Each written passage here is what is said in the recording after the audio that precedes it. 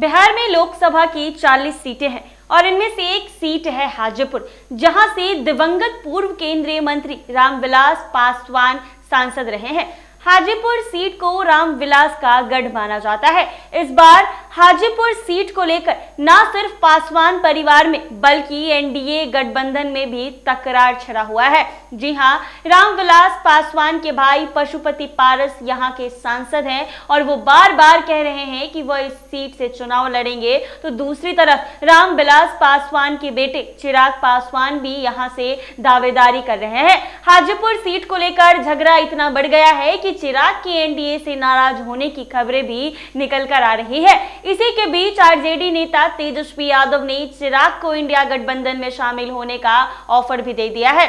2019 में पशुपति पारस यहां से निर्वाचित हुए थे। पिछले दिनों पीएम मोदी जब बिहार दौरे पर आए और उन्होंने रैली की तो उस रैली से चिराग नदारद रहे। सूत्रों की माने तो उन्हें हाजीपुर सीट को लेकर भरोसा नहीं मिल रहा था। उम्मीद के मुताबिक पार्टी को सीट का भरोसा नहीं मिलने से वो नाराज चल रहे हैं। पिछले कई दिनों से चिराग सामने भी नहीं आ रहे हैं। बिहार में पासवान जाति के वोटरों की बात करें तो इनकी संख्या करीब 6% है। बिहार के हर जिले में पासवान जाति के वोटर मौजूद है। इस वोट पर रामविलास पासवान की मजबूत पकड़ थी। रामविलास पासवान के निधन के बाद चिराग दावा कर रहे हैं। 2019 में एनडीए के तहत बीजेपी ने 17 सीटों पर चुनाव लड़ा था और उतनी ही सीटें जदयू को दी गई थी, जबकि बाकी 6 पर लोक जनशक्ति पार्टी से चुनाव लड़ा गया था।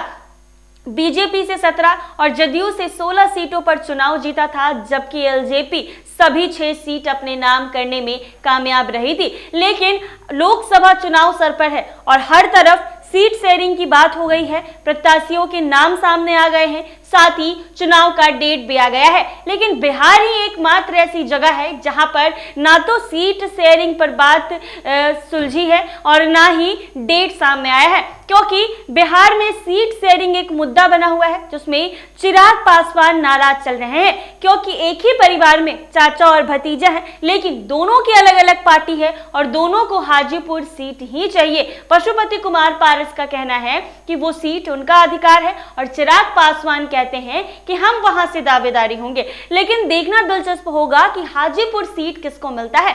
चिराग पासवान की नाराज होने की खबरें लगातार जोरों शोरों पर चल रही है, क्योंकि पीएम मोदी के हनुमान बताते हैं चिराग खुद को, लेकिन उनके रैली से भी गायब नजर आए हैं, जहां सारे नेता मौजूद थे लेकिन चिराग पासवान नहीं थे। तो ऐसे में खबरें हैं कि चिराग पासवान एनडीए से नाराज चल रहे हैं। लेकिन इन सब नाराजगी के बीच आरजेडी के नेता तेजस्वी यादव ने चिराग पासवान को खुला ऑफर दे दिया है और खबरें ये भी आ रही हैं कि अगर चिराग पासवान को हाजीपुर सीट नहीं मिला तो एनडीए से तो वो नाराज हैं ही, तो तेजस्वी यादव के साथ जाकर मिलकर 2024 में विपक्ष को जो है वो टक्कर दे सकते हैं। लेकिन चिराग पासवान को ये लगता है कि उनके जो दलित वोट बैंक है वो उनके पास है, वो चाहे कहीं भी रहे, जो 6 या 7% हर जगह दलित है वो वोट चिराग पासवान को ही मिलेंगे, चाहे वो कहीं भी जाए। तो ऐसे में चिराग दावेदारी ठोक रहे हैं।